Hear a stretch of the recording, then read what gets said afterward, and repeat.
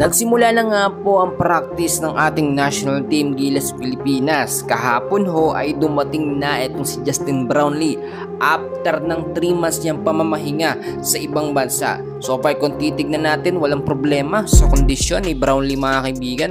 Sumabak po agad siya sa practice ng Gilas Pilipinas kasama ang ilang player po ng ating national team. Present din nagsushooting mga kaibigan si AJ Edu at eto nga pong si Justin Brownlee. Well, bago natin yan ipagpatuloy pag-usapan, please huwag niyo muna nakakalimutan na mag-like and subscribe. Maraming salamat po. Mga kaibigan, matindi po ang paghahanda na ginagawa ngayon ng ating national team Gilas Pilipinas dahil si Coach Team ko ay inihanda na panibagong sistema. At kung nakita nyo mga kaibigan, sa recent update po ng ating national team Gilas Pilipinas, may mga backup player na naidagdag etong si Coach Team Con. Kasama dyan si Renza Bando, si RJ Aberientos at ang iba pang mga player po ng Gilas. Sa ngayon nakita naman natin ang pinaka main roster po ng ating national team, si Junmar Fajardo, si CJ Perez, eto si Justin Brownlee, si AJ Edu. Yung mga player po na yan sa ngayon, kinakailangan magkaroon sila ng chemistry. Yung magiging unang laban ng ating Gilas Pilipinas kontra sa Chinese Taipei, hindi ho magiging madali. Bakit ko nasabi mga kaibigan?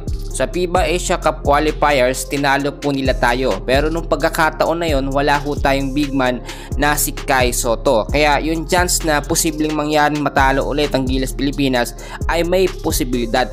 Pero dahil nga po alam ni Coach Team Con ang kanyang gagawin, babaguhin niya ho ang starting 5 lineup ng Gilas Pilipinas para hindi ito mabasa ng kalaban or ng Chinese Taipei.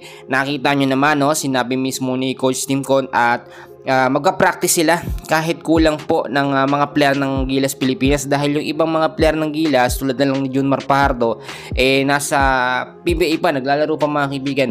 Pero ngayon nakita natin hindi pwedeng laging kulang ang Gilas Pilipinas. Kinakailangan humabuo nila ang chemistry na magkakasama sila mga kaibigan.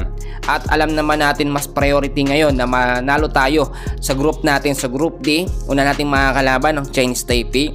Pangalawa ang New Zealand. Sa New Zealand kinakailangan i-main focus po ni Coach Team Con yung depensa ng Gilas Pilipinas. Sa Twin Tower pwede mga kaibigan. Pagpipilian itong si Japet Aguilar o kaya naman si AJ Edu. Katandem po nitong si Junmar Fajardo sa starting lineup nga po ng Gilas Pilipinas. Pero walang problema sa Iraq mga kaibigan. Kahit gumamit po ng experimental lineup itong si Coach Team Con ay may assurance naman tayo na kaya nating manalo. Pero syempre marami pang pagbabago na mangyayari mga kaibigan. At marami din nagpo-propose na gamitin nga po eto nga pong si Air Abando, si Renza Bando mga kaibigan sa starting lineup para masubukan sa mga crucial at intense games. Nakakasabay kasi o kahit papaano nakakadepensa si Abando sa matatangkad na player po ng kalaban natin. So yan muna ang update natin. Please huwag nyo kakalimutan na mag-like and subscribe. Maraming salamat po.